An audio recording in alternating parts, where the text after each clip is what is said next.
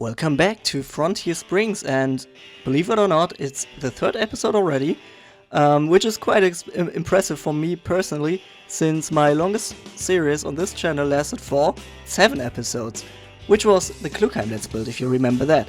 But I'm pretty sure Frontier Springs will carry on for a lot longer, since it's a whole theme park that I'm building. But yeah, let's talk about what you are seeing right now in the time lapse. I've decided to build a small toilet block right at the entrance, since that's the most usual thing you can have in an entrance area, apart from the actual turnstiles itself. And I wanted to continue the lodge theming, at least for this building. We already had a change in style with the main station, that's more from the Victorian era, and it will continue with that in the main street. But I still need to finish the entrance area, but we are going to talk about that a little bit later.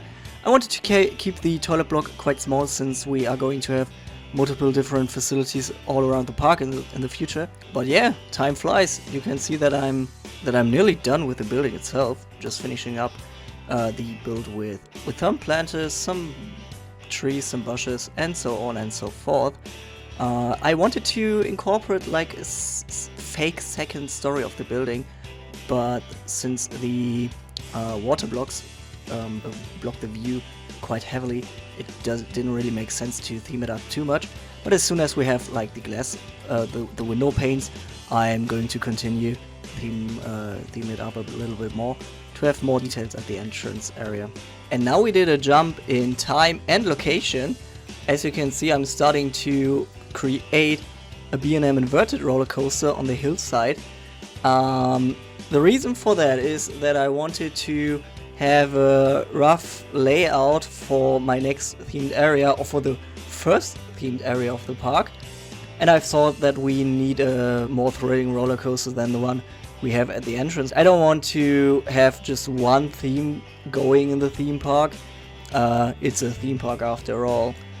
So my idea is to have a lake in the middle of this area, and I wanted to theme it around Canadian fishing villages, which sounds oddly specific, but you know, these classic fishing villages, especially here in Europe, they are very charming, and I want to have that feeling in our park as well. However, it doesn't really fit too well if I do any European architecture, as well as the classic East Coast American architecture, since that is very sunny. They have very bright colors in their facades, and these areas always have palm trees, and that doesn't really fit too well in our setting right here. So I thought we could aim for Canadian fishing village. We will see how that will turn out, but I think I can get quite creative for that, and I have some ideas for it. In this area, we're going to have the B&M inverted roller coaster that I'm not finishing up in this episode by any means, just the layout.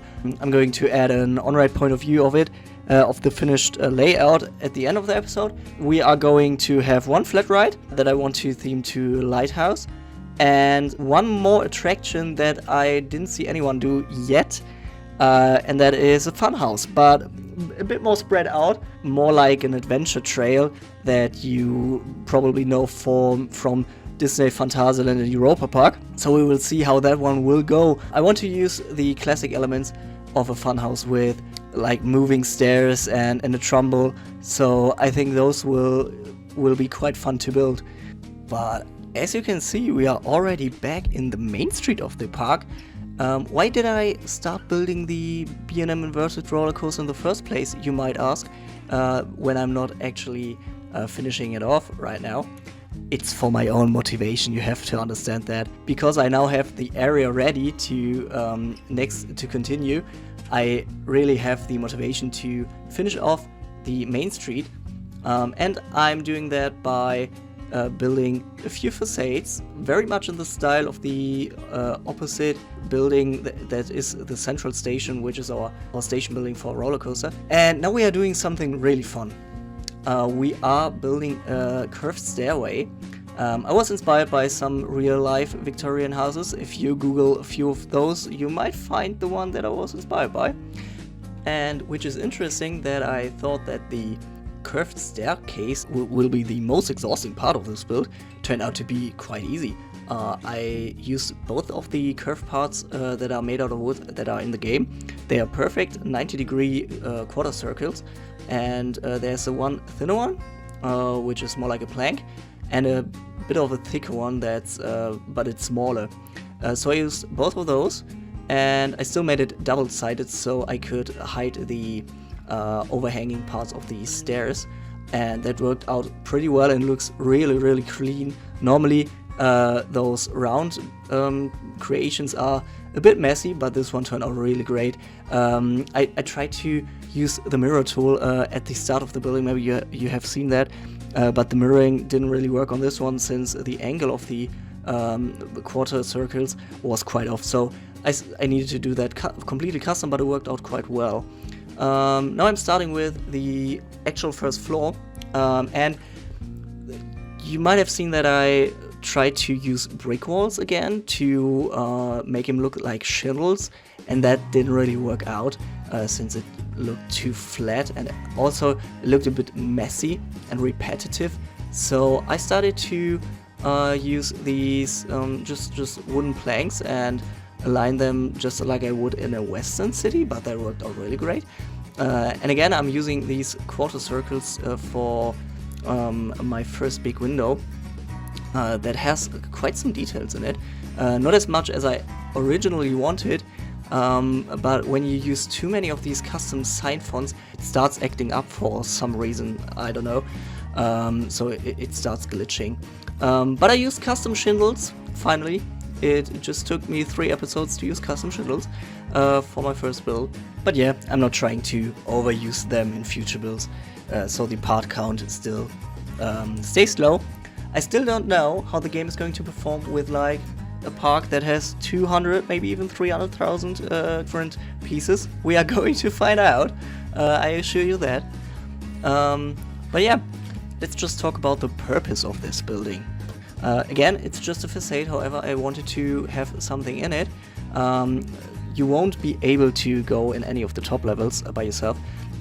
However, I wanted to incorporate a restaurant into the lowest level of the build, which is the garage. And I thought that would be quite a fun theme for a restaurant, or for... It's not really a restaurant, it's just like a small eatery. So you will enter this facility through the garage, and this theming is going to continue on into the let's call it a restaurant itself. So you have car lifting devices, you will have workbenches, you will have different tools and theming. So I think that's a very different but fun theme to do. I will do the interior later on in the series, as soon as I have an RTX graphics card to have some amazing lighting. Maybe I will do some sort of special in the future, maybe like an interior theming special. But until now, we will focus on the exterior. In the next episode, we are going to do the left-hand side of this building. We are going to create a house that is going to incorporate both themings, so the Victorian style theme and also the lodge theme, so we have a transition between those.